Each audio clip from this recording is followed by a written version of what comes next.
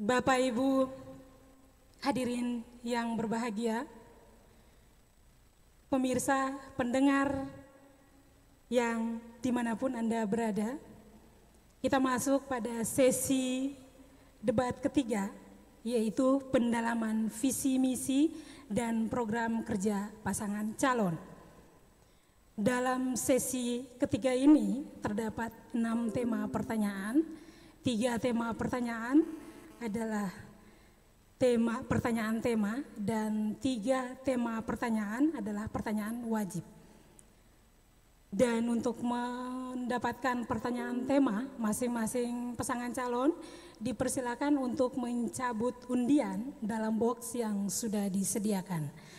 Baik, saya akan mempersilakan pasangan calon nomor urut 2, tadi sudah nomor urut 1, nomor urut 2 dipersilakan untuk mencabut undiannya.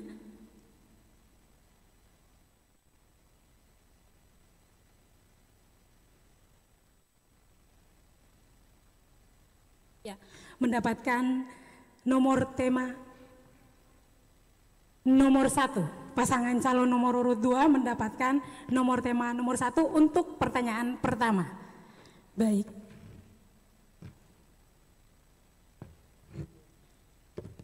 Baik. Iya. Saya akan membacakan pertanyaan tema untuk pasangan calon nomor urut 2.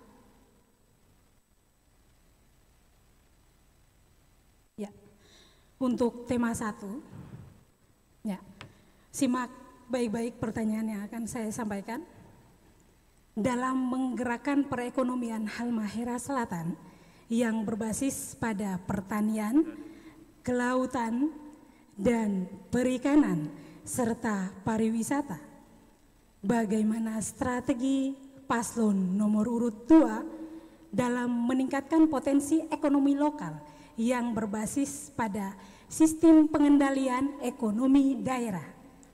Sesuai dengan data yang diperoleh, data 15% rata-rata pertumbuhan ekonomi disumbangkan dari sektor mining atau pertambangan.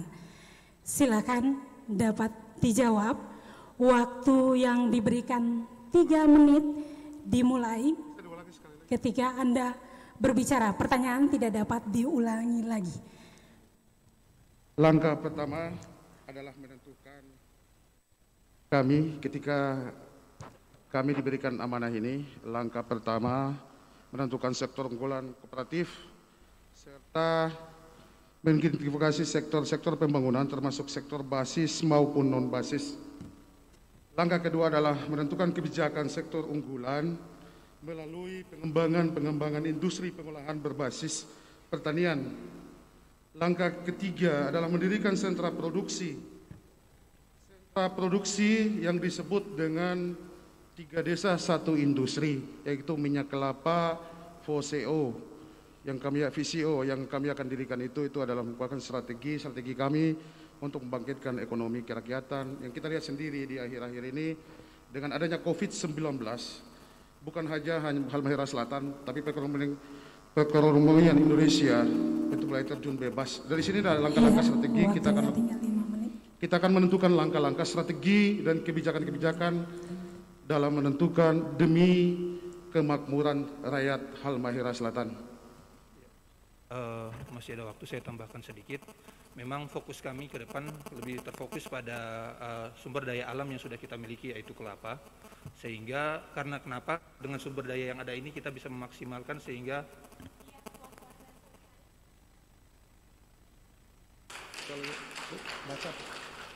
selanjutnya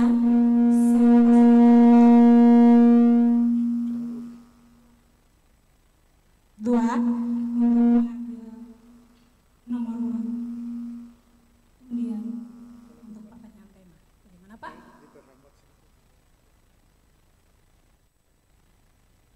Iya, nomor tema 5. Nomor tema 5.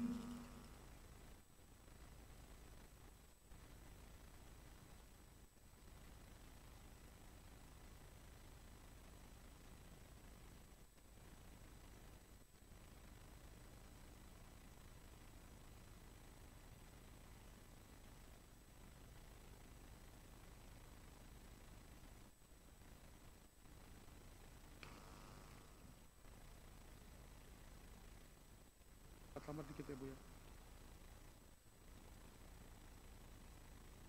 Baik. Siap ya, karena pertanyaan tidak dapat diulang. Jadi disimak baik-baik pertanyaannya, langsung dijawab karena kita diikat oleh waktu. Bagaimanakah strategi Sabta Senyum sesuai dengan visi misi dalam kebijakan dan perencanaan pembangunan antara pemerintah pusat, provinsi, dan Kabupaten Halmahera Selatan? Waktu Anda 3 menit dimulai ketika Anda berbicara. Kalau kita berbicara tentang bagaimana koordinasi antara pemerintah provinsi, pemerintah pusat, dan pemerintah kabupaten, dan ini harus dilakukan sesegera mungkin. Karena apa? Ketika kalau kita berbicara antara provinsi dan kabupaten harus ada sinkronisasi pembangunan. Karena apa? Yang selama ini yang terjadi, hampir provinsi dan kabupaten kota ketidakharmonisan itu sering terjadi. Sehingga apa? Penempatan yang misalnya proyek, salah satu konkret yang kita temukan di mana-mana, proyek yang disebut dengan proyek air bersih, ini hampir semua mengalami kegagalan, demi kegagalan, karena tidak ada koordinasi antara pemerintah provinsi maupun pemerintah kabupaten. Yang kedua menyangkut dengan koordinasi pemerintah pusat. Karena apa? Kita pemerintah kabupaten, contohnya Halmahera Selatan, benar-benar kita tergantung pada pemerintah pusat. Sangat tergantung pada pemerintah pusat. Kita melihat pada postur anggaran kita. Kalau kita bicara anggaran kita sangatlah kecil. Kita bergantung pada pemerintah pusat. Inilah kita akan melakukan berbagai terobosan. Di pemerintah pusat kita datang dan meyakinkan kepada pemerintah pusat. Inilah program kita. Kita tahu persis karena Halmahera Selatan semestinya itu adalah bukan Kabupaten Halmahera Selatan, tapi Kabupaten Kepulauan Halmahera Selatan yang seharusnya. Waktu Anda selesai.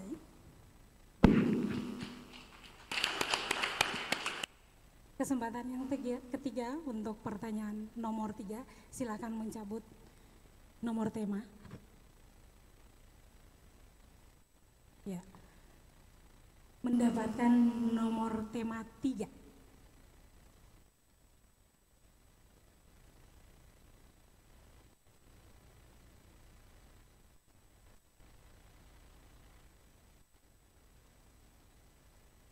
Baik, disimak pertanyaannya ya. Dalam visi pembangunan Halmahera Selatan 5 tahun ke depan, pasangan nomor urut 2 akan melakukan revitalisasi sistem pelayanan, jaminan sosial masyarakat, dan inovasi pelayanan publik berbasis kepulauan yang nantinya diterapkan di masing-masing kecamatan melalui peran camat dalam konsep senyum prima. Strategi seperti apa yang dapat digunakan untuk merealisasikan program tersebut? Waktu Anda 3 menit dimulai ketika Anda berbicara. Bismillahirrahmanirrahim. Memang dalam posisi kita Halmahera Selatan, kita sepertiga wilayah kita, sepertiga Maluku Utara adalah Halmahera Selatan, sehingga memang rentang kendali kita cukup luas. Makanya ke depan kami Usman Basam berkomitmen bahwa kita harus mulai membagi tugas-tugas kita kepada daerah-daerah terpencil seperti kecamatan-kecamatan yang sudah kita punyai, sehingga pelayanan-pelayanan yang kita inginkan ke depan lebih terjangkau atau lebih dekat dan lebih murah, sehingga masyarakat tidak perlu repot-repot lagi harus ke ibu kota. Makanya kami dengan Pak Usman berkeinginan ke depan tugas-tugas pelayanan ini akan kita sesuaikan dengan kecamatan-kecamatan yang ada, kemudian dengan desa-desa yang ada. Contohnya seperti pembuatan KTP, KK, dan administrasi umum yang lainnya yang memang harusnya posisinya sudah tidak ada di kabupaten, tapi berada pada 30 kecamatan yang tersebar di seluruh Halmahera Selatan, sehingga apa yang menjadi problem kita selama ini bahwa masyarakat kita banyak sekali yang masih belum memiliki administrasi yang lengkap, dari administrasi dasar seperti KTP, KK, dan administrasi yang lain bisa kita lengkapi dengan mudah ke depan. Intinya saya dengan Pak Basam, kami akan mendelegasikan sebagian kewenangan kepada para camat dalam proses pemerintahan berjalan di kecamatan. Misalnya dari desa hanya tertuju pada kecamatan, karena kita lihat sendiri rentang kendali Halmahera Selatan seperti yang saya sampaikan tadi, bahwa ini terdiri dari pulau-pulau yang kita harus meyakinkan bahwa perdelegasian itu harus terus terjadi. Jadi segala pengurusan itu harus dilakukan di kecamatan. Saya dengan Pak Basam, kalau Allah berkehendak dan memimpin Halmahera Selatan, kami pastikan setiap saat akan berkantor di kantor-kantor camat, keliling seluruh Halmahera Selatan. Jarang kamu berkantor di kantor bupati. Kami pastikan betul bahwa pemerintahan berjalan dengan baik. Pelayanan masyarakat, baik pendidikan maupun kesehatan, dapat berjalan dengan baik. Terima kasih. Masih ada waktu? Masih ada yang mau ditambahkan? Dan kami juga memastikan bahwa dalam pemerintahan ke depan kita akan berrekonsiliasi dengan Forkopimda untuk penguatan pengamanan terutama untuk daerah Halmahera Selatan. Kemudian bagaimana dinas-dinas ini bisa saling berkoordinasi sehingga tidak ada tumpang tindih kebijakan dan tumpang tindih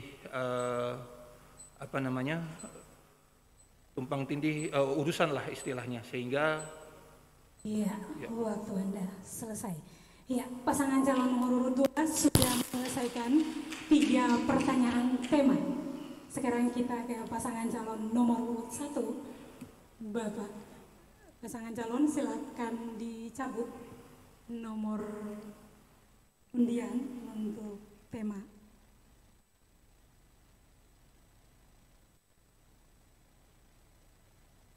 Nomor 4. Ya. Silakan kembali ke tempat.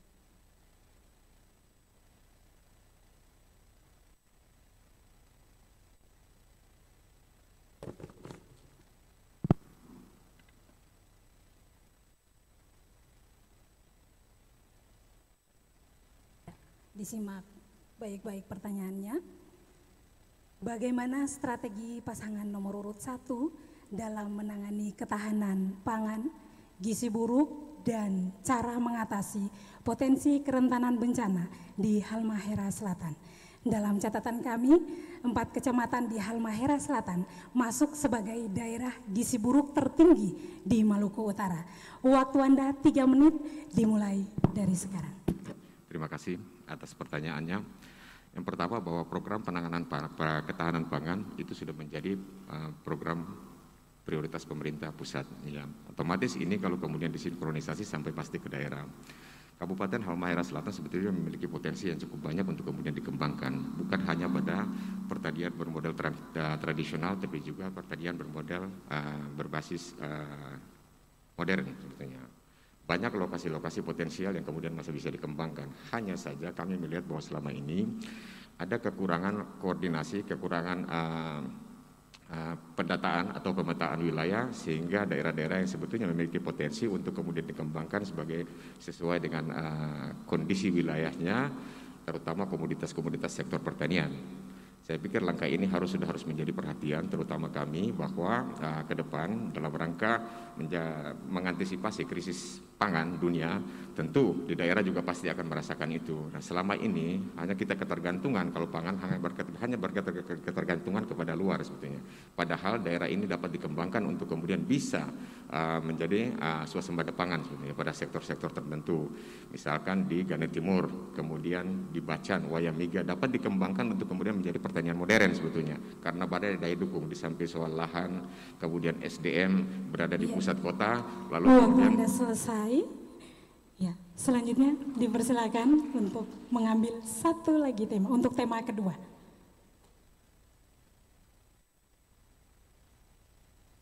Pak diangkat. Tema 5.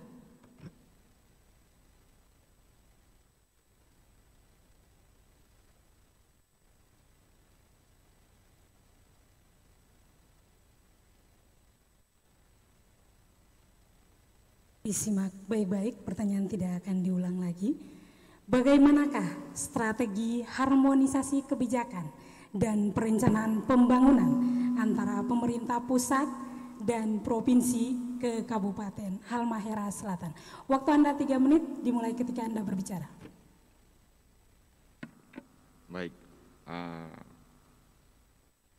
penyelenggaraan pemerintahan ada kewenangannya, ada regulasi atau aturan yang mengatur tentang itu. Dalam PP 38 yang mengatur tentang pembagian kewenangan baik pemerintah pusat, provinsi maupun kabupaten.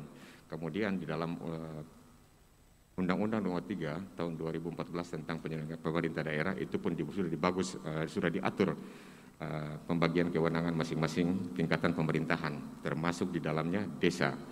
Untuk itu harus ada rumusan konsep perencanaan yang terintegrasi sesuai dengan kewenangan masing-masing pemerintah, jajaran pemerintahan. Nah, selama ini bahwa banyak sekali sebetulnya potensi-potensi dari masing-masing tingkatan pemerintahan yang kemudian dapat dioptimalkan kalau kita memahami bahwa kewenangan masing-masing kita disesuaikan dengan tupoksi kita masing-masing. Pertama, bahwa saya melihat bahwa sebetulnya fiskal kita sangat kecil, tapi karena kekurang koordinasian, data yang kurang minim sehingga dalam proses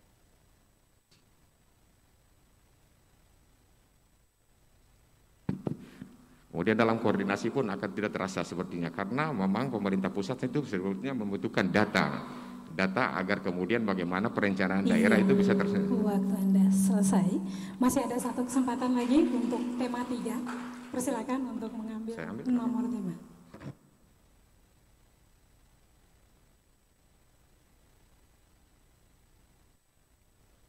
Tema 2.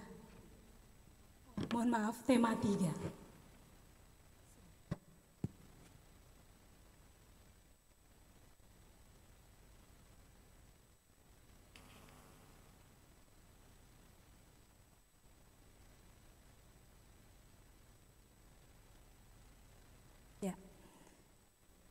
Disimak ya. Dalam visi misi pengembangan Halmahera Selatan 5 tahun ke depan, pasangan nomor urut 1 memandang penting untuk mengharmonisasikan tatanan birokrasi. Bagaimana pandangan pasangan nomor urut 1 terkait dengan slogan harmonis dalam profesionalisme birokrasi di Halmahera Selatan? Waktu Anda 3 menit dimulai ketika Anda berbicara. Tujuan dari penyelenggaraan pemerintahan itu adalah wujudnya adalah kesejahteraan rakyat sebetulnya. Ya. Nah, bagaimana mewujudkan kesejahteraan rakyat kalau kemudian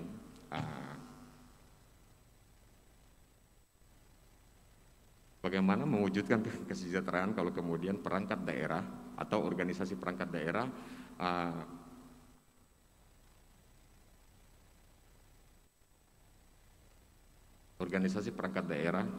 tidak berbanding lurus dengan keahlian atau skill sesuai dengan tugas pada masing-masing OPD itu, perangkat desa itu. Nah, tujuan kami tatanan ke depan harus disesuaikan dengan keahliannya agar profesionalisme itu bisa berjalan, karena yang diukur adalah output atau kinerjanya.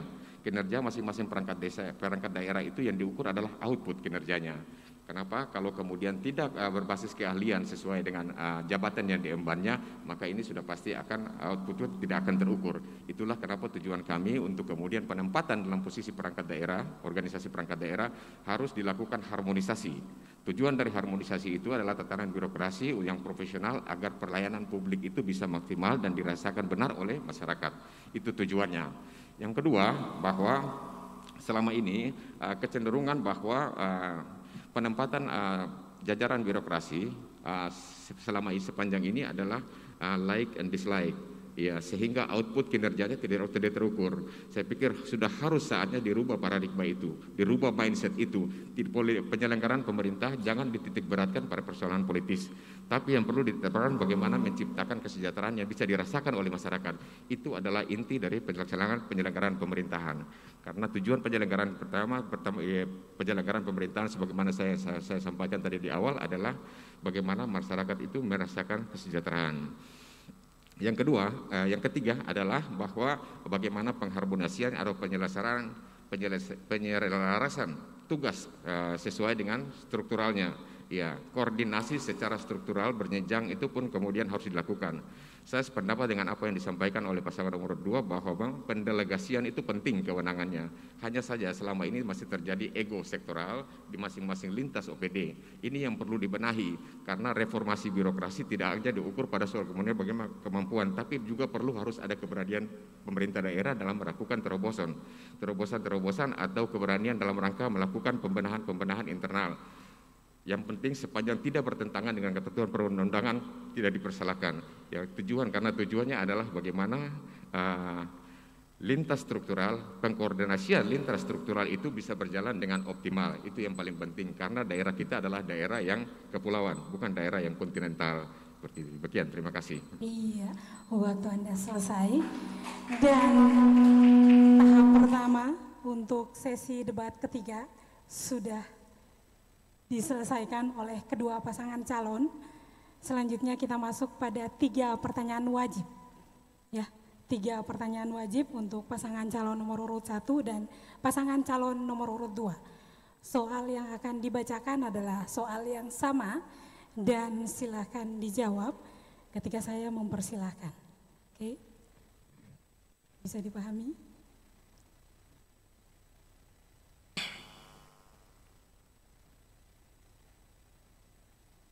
Kesempatan pertama untuk pasangan calon nomor urut 1 tentang tema wajib. Selain kerentanan bencana dan konflik sosial, masalah narkoba juga menjadi penting untuk disentil. Menurut pandangan paslon nomor urut 1, strategi apa yang akan digunakan untuk mencegah peredaran narkoba di Kabupaten Halmahera Selatan? Waktu Anda menjawab 3 menit dimulai ketika Anda berbicara. Terima kasih atas kesempatan yang telah diberikan. Strategi yang akan kami lakukan manakala kami akan terpilih menjadi Bupati dan Wakil Bupati Halmahera Selatan. Yang pertama, akan memaksimalkan hubungan komunikasi antara lintas sektoral. Segala sesuatu bisa dilakukan itu karena faktor komunikasi. Yang saya lihat selama ini, saya berikan contoh yang ada di Kabupaten Halmahera Selatan. Ini belum ada kantor BNN Kabupaten. Dengan demikian, untuk bisa mengcover itu, kami akan mengkomunikasikan itu semua untuk kiranya bisa diadakan sejenis Badan Nasional Penanggulangan Bencana dengan Narkoba. Jadi ini BNPT juga harus ada di sini, Pak. Memang ini sudah berjalan ke Badan Nasional Penanggulangan Bencana. Namun BNN kabupatennya belum berjalan. Dengan demikian butuh komunikasi untuk bisa kiranya itu bisa dilakukan. Nah, kalau itu memang bisa ada di sini, paling minim kita lakukan tes secara berkala untuk ASN yang ada di Kabupaten Halmahera Selatan. Mengawali itu untuk bupati dan wakil bupatinya harus diwajibkan untuk kita lakukan pengetesan narkoba. Karena narkoba ini penting, ini sudah menyangkut penyakit masyarakat. Nah, penyakit masyarakat ini diawali dari pemimpin. Kemauan pemimpin untuk bisa meniadakan itu semua supaya tidak terjangkit di masyarakat lain harus dimulai dari diri sendiri. Setelah itu baru diinstruksikan kepada seluruh ASN di bawahnya untuk wajib hukumnya melaksanakan itu semua. Mungkin bisa tambahkan, Pak. Ya. Strateginya kita ada 3 sebetulnya. Pertama adalah pemetaan, atau sebelum pemetaan itu memahami dulu tentang jenis-jenis narkotika dan psikotropika ini. Itu memahami dulu tentang jenis. Yang kedua adalah pemetaan. Pemetaan bahwa jenis-jenis NPS yang kemudian telah ditetapkan dalam Permenkes 44 tahun 2019 ada kurang lebih sekitar 76 peredarannya. Kemudian yang ketiga, strategi yang ketiga adalah bagaimana mensukseskan P4G itu. Itu yang akan kita lakukan. Dengan bagaimana mensukseskan P4G itu adalah yang pertama adalah soal pengalokasian anggaran untuk menunjang itu, yang kedua adalah pembentukan perda, sampai kemudian panti rehabilitasi. Karena tren penyalahgunaan narkoba bukan makin hari makin meninggi. Kita berharap bahwa kerjasama dengan lintas sektor juga khususnya BNN provinsi untuk kemudian bagaimana bersama-sama bisa merumuskan kebijakan itu sampai ke kabupaten. Ya, kita ketahui bahwa daerah Halmahera Selatan ini memang daerah yang terdiri dari pulau-pulau, sehingga akses atau masuknya peredaran narkoba di Kabupaten Halmahera Selatan itu sangat perlu perhatian khusus.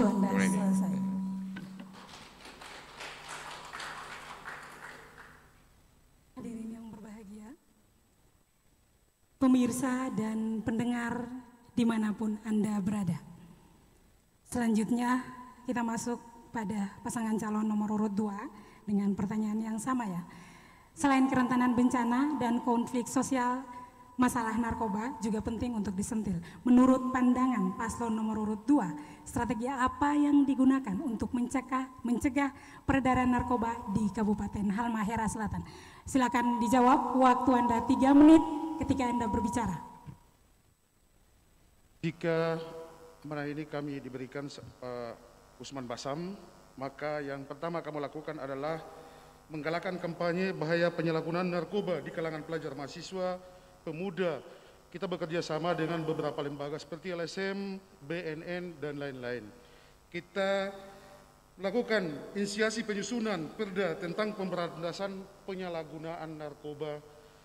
Yang ketiga, penguatan kerjasama dengan BNN, kepolisian terkait penyusunan rencana aksi pemberantasan narkoba. Yang kelima, pembentukan Satgas Khusus Narkoba dan Penyakit Masyarakat. Keempat, tes narkoba bagi seluruh PNS maupun pejabat daerah Kabupaten Halmahera Selatan.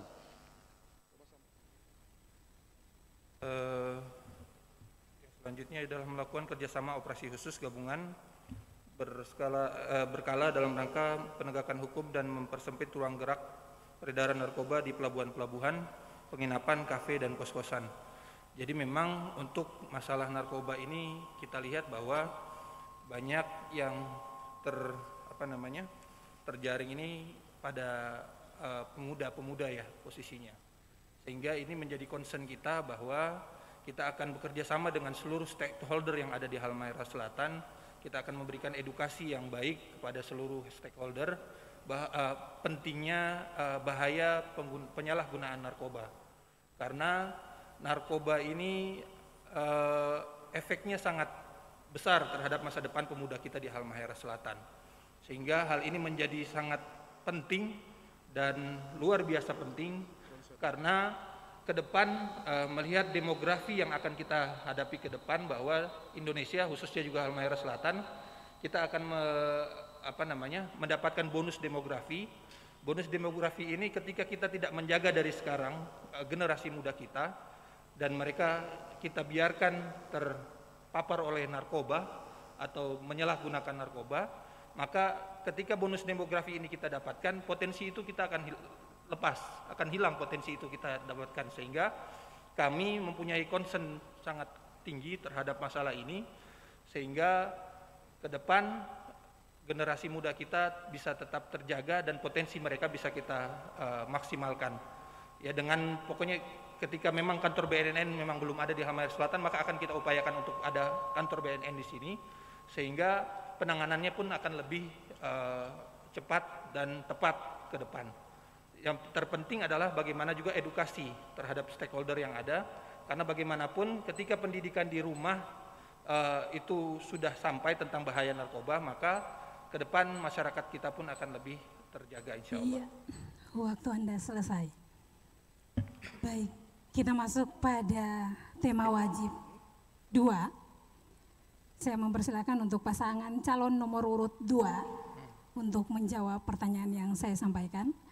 Terkait dengan pandemi yang dihadapi, bagaimana kebijakan strategi penanganan pandemi COVID-19 dengan struktur wilayah kepulauan di Kabupaten Halmahera Selatan? Silakan dijawab, waktu Anda 3 menit dimulai ketika Anda berbicara. Strategi kebijakan ketika amanah ini saya dengan Usman Basam, maka penyebaran virus corona saat kita tahu sendiri bahwa memukul perekonomian Indonesia, termasuk pelaku usaha, pemerintah pusat, pelaku usaha, sehingga kita tahu sendiri pemerintah pusat telah memberikan dukungan dunia industri sebesar kurang lebih 7,1 triliun, dunia usaha 150 triliun. Bahkan yang sampai saat ini yang kita melihat pada sektor UMKM yang semestinya digerakkan sampai saat ini masih berjalan terhambat karena akses masyarakat di bidang perbankan dan lain-lain. Fokus kami yaitu perekonomian kerakyatan yang disebutkan tadi.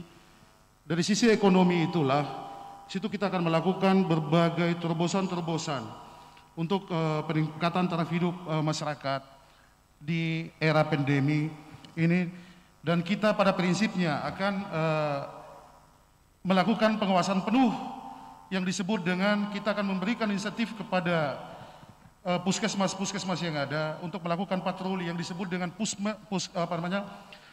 kesehatan keliling, pusling kesehatan keliling dari desa ke desa untuk mendeteksi dini yang disebut dengan virus corona. Karena saat ini sendiri kita tahu sendiri perekonomian kita babak belur karena virus corona. Kita akan berupaya semaksimal untuk melakukan pencegahan dan mendeteksi dini. Ya, untuk penanganan COVID-19 kita lihat bahwa dampaknya cukup luar biasa. Jadi memang kami Usman Basam akan melakukan strategi sektoral kebijakan, antara lain adalah desentralisasi kebijakan dan penganggaran melalui spesifik grant ke desa dan kecamatan, penguatan pada aspek preventif dan edukasi masyarakat, berbasis partisipasi masyarakat terkait sosialisasi penerapan protokol kesehatan, kemudian mitigasi risiko dan dampak COVID dengan membuat rencana aksi atau action plan terpadu, kemudian sektor kesehatan, pelibatan desa dan RT dalam pencegahan dan penanganan COVID-19 melalui perencanaan desa RT siaga COVID-19 untuk penegakan penerapan protokol kesehatan dan pengawasan isolasi mandiri bagi warga yang terjangkit COVID. Penggalakan sosialisasi dan penyuluhan bagi masyarakat melalui kerjasama dengan perguruan tinggi dan relawan COVID. Kemudian strategi sektor sosial, pembentukan lumbung logistik desa untuk ketahanan pangan masyarakat dan pemberian bantuan sembako dan makanan tambahan. Dan juga trauma dan mental healing melalui pendekatan psikologi maupun keagamaan seperti penyuluhan, pendampingan, konseling, waktu Anda selesai. Ya, saya ke pasangan calon nomor urut 1. Bagaimana pandangan Anda terkait harmonisasi dalam profesionalisme birokrasi dan penanganan pandemi COVID-19 dengan struktur wilayah kepulauan di Kabupaten Halmahera Selatan? Waktu Anda menjawab 3 menit dimulai ketika Anda berbicara. Pertama, kalau jika di pertanyaannya menyangkut dengan profesionalisme birokrasi dalam rangka penanganan COVID, sebetulnya saat ini kita bisa merasakan, menyaksikan, dan kemudian melihat sendiri kondisinya. Bahwa sebetulnya dalam tren 2 bulan terakhir ini terjadi penurunan angka COVID di Kabupaten Halmahera Selatan. Masyarakat sudah hilang rasa traumatik terhadap pandemi ini. Kata kuncinya adalah bahwa apa yang telah dilakukan oleh gugus tugas penanganan pencegahan dan penanganan COVID Kabupaten Halmahera Selatan dikatakan berhasil, sehingga tidak perlu ada strategi khusus sebetulnya. Bahwa kelembagaan Satgas COVID itu sebetulnya sudah tahu, tinggal bagaimana kemudian strateginya adalah mengantisipasi jika terjadi gelombang kedua saja. Ya, itu yang perlu. Mungkin barangkali dalam posisi itu barangkali ada kurang lebih 4 pola saja barangkali yang bisa diterapkan. Yang pertama adalah bagaimana pola tracking itu bisa dilaksanakan untuk mengukur apakah tren itu akan terjadi penurunan atau naik. Ya.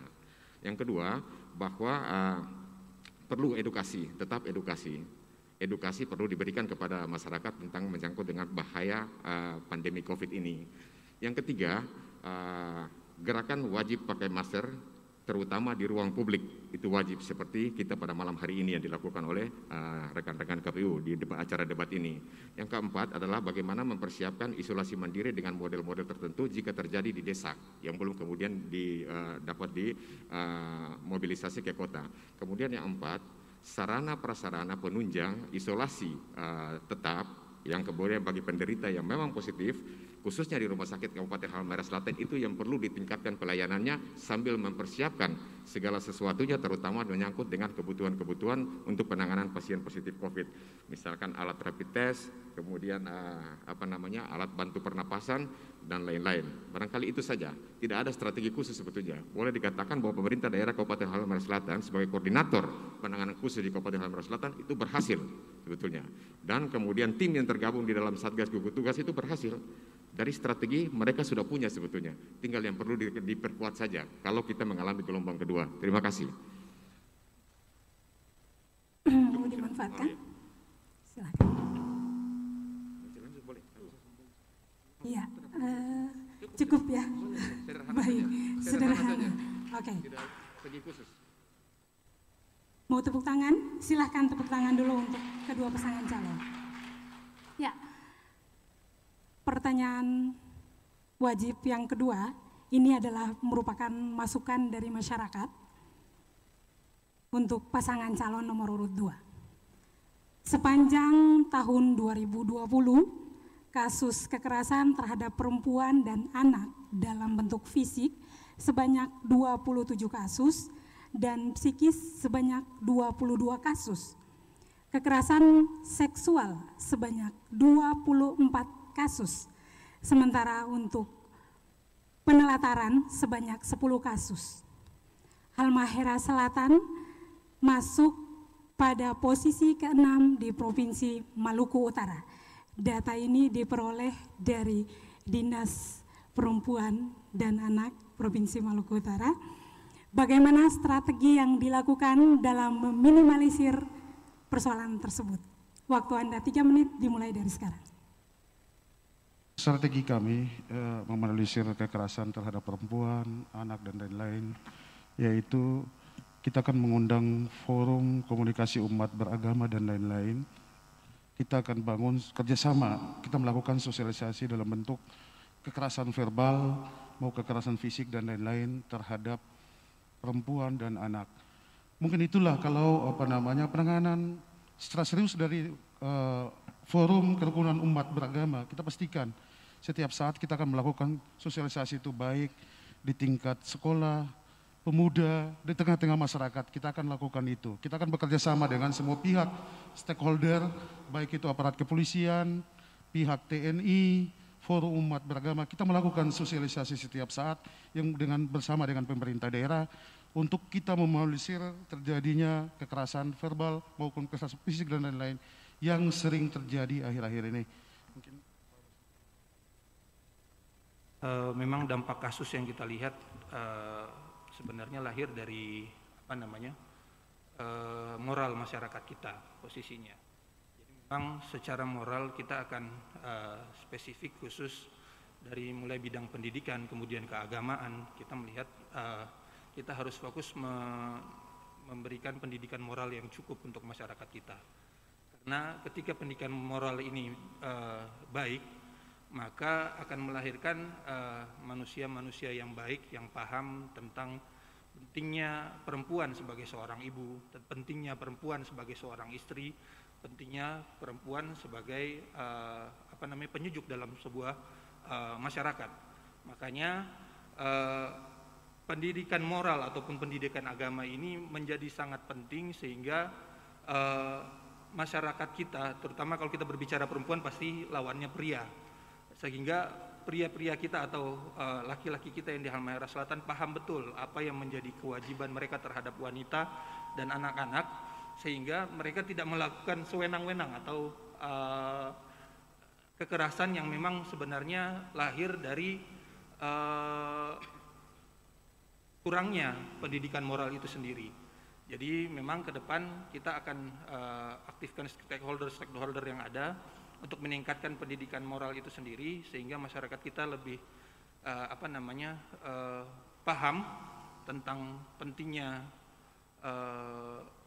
wanita, pentingnya seorang ibu, pentingnya seorang anak perempuan dalam keluarga, dalam masyarakat, sehingga tidak perlu ada lagi kekerasan-kekerasan yang memang kita hadapi saat ini di Halmahera Selatan. Itu mungkin yang bisa saya sampaikan. Terima kasih.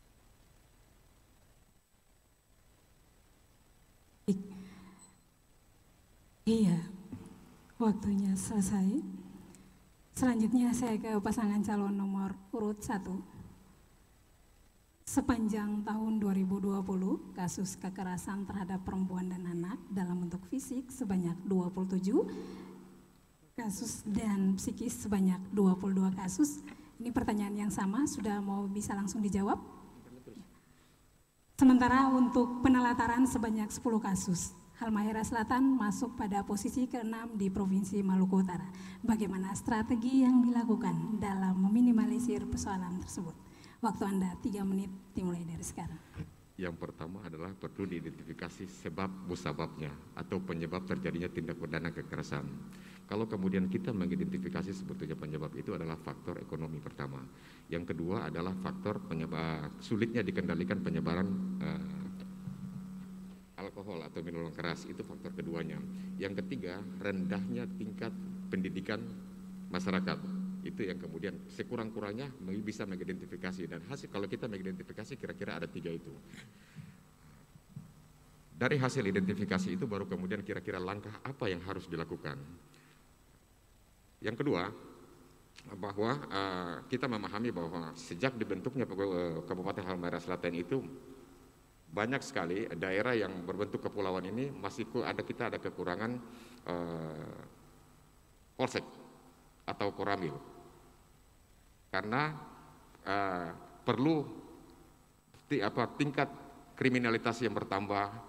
Kemudian tadi kasus contohnya adalah kekerasan terhadap ibu dan anak, itu harus ada sebuah pendirian polsek pada daerah-daerah yang kemudian dirasakan bahwa rentang kendali ini harus didirikan. Kita mengambil contoh bahwa seperti di Madioli, meliputi 12 desa, tidak ada polsek. Kasiruta tidak ada polsek. Ya, Obi yang rentang kendali begitu tidak ada polseknya, hanya 1. Gane yang bisa dijangkau dengan darat sudah ada 2 polsek di sana. Itu yang perlu harus dipikirkan oleh pemerintah daerah dalam rangka mengantisipasi hal itu. Karena rentang kendali itu bisa saja terlambat dalam hal penanganan masalah-masalah seperti ini. Yang kedua, pemerintah juga sudah harus merumuskan regulasi daerah atau perda tentang pencegahan terhadap kasus-kasus yang tadi disampaikan dalam bentuk pertanyaan itu. Barangkali itu yang perlu saya sampaikan, nanti ditambahkan oleh Pak Wakil. Saya tambahkan saja bahwa untuk bisa mengantisipasi semua itu berpulang pada kemauan daripada pemerintah itu sendiri. Kita belajar dari pengalaman bahwa niat dan kesempatan bisa terjadi karena longgarnya pengawasan. Seluruh tindak pidana yang terjadi, penelantaran maupun kekerasan dalam rumah tangga sebagaimana tadi yang diungkapkan, itu adalah penyebabnya minuman keras. Minuman keras yang ada di Perda Kabupaten Halmahera Selatan sesuai Perda nomor 8 itu dianggap tidak pas dan tidak relevan dan perlu direvisi kembali. Artinya, ketika aparat kepolisian memproses kasus miras, itu hukumannya harus yang namanya tindak pidana ringan harus di minimal 3 bulan. Sedangkan di sana di Perdanya mengatakan itu 6 bulan. Inilah polemik yang harus kita bahas bersama karena ini adalah demi kebaikan Halmahera Selatan. Itu yang pertama. Sedangkan yang kedua, butuh pembinaan secara kontinu antara semua pihak, seluruh elemen yang ada. Kita libatkan TNI, Polri dan semuanya untuk bisa meminimalisir kejadian tersebut. Waktu Anda selesai. Baik, Bapak Ibu hadirin yang berbahagia, pemirsa dan pendengar dimanapun Anda berada. Sesi debat ketiga pendalaman visi misi dan program kerja pasangan calon sudah selesai dan sudah dijawab oleh masing-masing pasangan calon. Selanjutnya kita akan masuk ke sesi yang keempat, yaitu sesi tanya jawab untuk masing-masing pasangan calon. Tetapi sebelum kita masuk pada sesi yang berikut, kita break dulu terlebih dahulu 5 menit. Silakan duduk Bapak Ibu.